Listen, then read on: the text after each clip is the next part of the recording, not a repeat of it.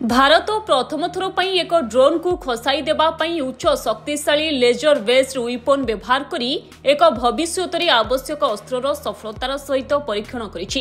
प्रतिरक्षा गवेषणा एवं विकास संगठन डीआरडीओ द्वारा निर्मित सिस्टम ड्रोन को ट्रैक करिथिला, जाहाकु लेजर बेस्ड वेपन नष्ट करिथिला।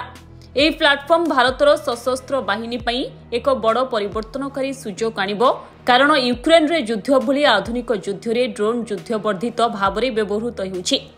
ଚେସ୍ ଡିଆରଡିଓ ଆଜି କୁର୍ଣ୍ଣୁଲରେ ଯାନବାହନ ମାଉଣ୍ଟେଡ ଲେଜର ନିର୍ଦ୍ଦେଶିତ ଅସ୍ତ୍ର DEWMKII-A ର ଲ୍ୟାଣ୍ଡ ସଂସ୍କରଣର ଏକ ସଫଳ କ୍ଷେତ୍ର ପ୍ରଦର୍ଶନ କରିଥିଲା। ଏହା ସ୍ଥିର ୱିଙ୍ଗ ୟୁଏଭି ଏବଂ ଡ୍ରୋନ୍ଗୁଡ଼ିକୁ ସଫଳତାର ସହିତ संरचनात्मक क्षति घटाइथिला एवं निरीक्षण सेंसर गुडी को अक्षम कर देइथिला।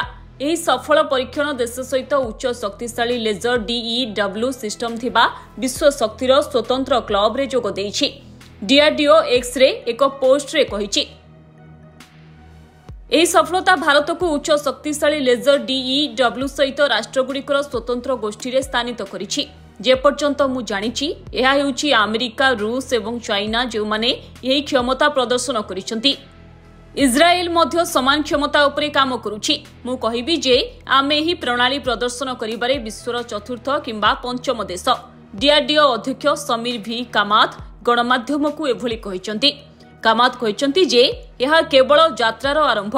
डीआरडीओ अनेक प्रजुक्ति विद्या उपरे काम करुछि, जहा हमकु स्टार वार्स क्षमता देबो।